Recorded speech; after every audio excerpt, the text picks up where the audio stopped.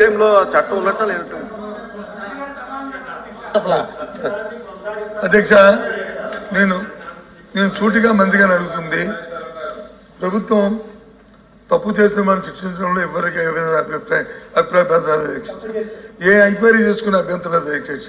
ఎందుకంటే తప్పు చేసిన వాళ్ళు శిక్షించబడాలి, అది ప్రభుత్వం చట్టాలను నిర్దేశించబడింది అధ్యక్ష, దానికి చట్టాలు కూడా అధ్యక్ష. కానీ నేను అడిగిన సూటిగా ఏదైతే ఈ చట్టం లోపభూయిష్ట చట్టం అనేది ఆయన మాటల్లో చెప్పారు, ఆ మాటల్లో చెప్పిన ఆ భావాన్ని ఆ లోపభూయిష్టమైన అనుకుని మీరు అనుకున్నప్పుడు దీన్ని కొనసాగిస్తారా, దీన్ని వచ్చి రద్దు చేయడానికి ప్రతిపాదన చేస్తారా? నేను అడిగిన ప్రశ్న అదే అధ్యక్ష. నేను ఎవరి మీద చట్టాల్లో చర్య తీసుకోవడానికి కానీ, ఎవరిని ఎంక్వైరీలకు కానీ, వ్యక్తులు కానీ వాటి మీద మేమేం మాట్లాడటం, అది ప్రభుత్వం వారికి ఉన్న చట్ట పరిధిలో వారు ఏం చేసినా చట్టపరంగా మాకు అభ్యంతరం అధ్యక్ష, ఎంక్వైరీ చేసుకున్న అభ్యంతరం అధ్యక్ష. కానీ అడుగుతున్న సూటిగా విధానపరమైన అంశాన్ని నేను అడిగాను అధ్యక్ష. నేను అడిగింది ఆ విధానపరమైన అంశాన్ని దయచేసి గౌరవ మంత్రి గారిని చెప్పవలసిగా సభ ద్వారా ప్రధాని గారిని చెప్పవలసిన కోరుతున్నాను అధ్యక్ష. చెప్తా ఉన్నా అధ్యక్ష, పేదల పక్షాన ప్రభుత్వం, తెలుగుదేశం ప్రభుత్వం అధ్యక్ష. ఎప్పుడు కూడా పేదలకు మంచి చేయాలని తప్పంతా పనిచేసే నాయకుడు చంద్రబాబు నాయుడు గారు అధ్యక్ష. వాళ్ళలాగా పేదలు అడ్డు పెట్టుకుని ఎప్పుడు కూడా దోచుకోవాలని చెప్పి ఆలోచించలేదు అధ్యక్ష. ఇది జరిగింది గతంలో కాబట్టి రీవెరిఫై చేసి దొంగల్ని పట్టుకునే బాధ్యత ముందు ఈ ప్రభుత్వానికి ఉంది అధ్యక్ష. దాని తర్వాత మేము పాలసీ మ్యాటర్స్ అధ్యక్ష, దాని తర్వాత పేదలకు ఎప్పటి కోసం అన్యాయం చేయం అధ్యక్ష. థ్యాంక్ యూ అధ్యక్ష.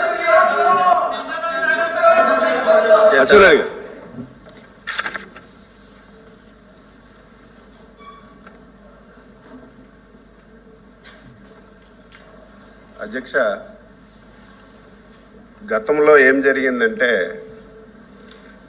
ఈ చట్టం తీసుకురాక ముందు ఈ రాష్ట్రంలో ఇటువంటి భూములు ఎక్కడెక్కడ ఉన్నాయో ఐడెంటిఫై చేసి ముందే కొంతమంది వ్యక్తులు అగ్రిమెంట్లు చేసుకొని తరువాత చట్టం తెచ్చి లబ్ధి పొందారనే ఉద్దేశంతోనే మేము దీన్ని ఎంక్వైరీ చేస్తున్నాం. పేదవాడికి ఎట్టి పరిస్థితుల్లో అన్యాయం జరగదు. ఈ ప్రభుత్వం పేదవాడి పక్షాన ఉంటుంది. ఈ చట్టంలో కొన్ని లోపాలు ఉన్నాయి. ఈ లోపాలన్నీ కూడా సరిచేసి ఇప్పుడు ఏదైతే పేదవాడు ఇన్ని సంవత్సరాల తర్వాత అమ్ముకోవడానికి, ఏదైతే దళితుడు ఇన్ని సంవత్సరాల తర్వాత అమ్ముకోవడానికి, ఫ్రీడమ్ ఫైటర్ ఇన్ని సంవత్సరాల తర్వాత అమ్ముకోవడానికి కొన్ని చట్టాలు ఉన్నాయి అధ్యక్ష. వీళ్ళు సొంతంగా లబ్ధి చేకూర్చడానికి ఒక ప్రత్యేకమైనటువంటి చట్టం తీసుకొచ్చారు కాబట్టి ఒక్కొక్క దగ్గర అధ్యక్ష 10,000 ఎకరాలు, 20,000 ఎకరాలు, 40,000 ఎకరాలు ఒక్కొక్క వ్యక్తి ఒక కూటమిలాగా ఏర్పడి అన్యాక్రాంతం చేసి రిజిస్ట్రేషన్లు చేసుకున్నారు. దీని మీద చర్చించవలసిన అవసరం లేదా? దీని మీద తరోగా ఎంక్వైరీ చేయవలసిన అవసరం ప్రభుత్వానికి లేదా? మళ్ళీ చెప్తున్నాం, రాష్ట్ర ప్రభుత్వం తరపున పేదవాడికి ఎక్కడ అన్యాయం జరగదు. ఈ చట్టంలో ఎక్కడైనా చిన్న పొరపాట్లు ఉంటే అవన్నీ సరిచేసి ఇంకా పకడ్బందీగా ఈ చట్టాన్ని అమలు చేసి ఏదైతే పేదవాడి గురించి ఈ చట్టాన్ని తీసుకొచ్చారో అది పకడ్బందీగా అమలు చేసే బాధ్యత ఈ ప్రభుత్వం తీసుకుంటుంది.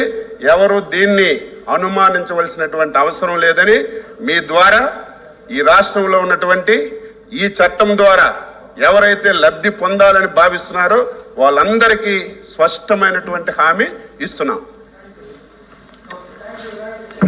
Question number 13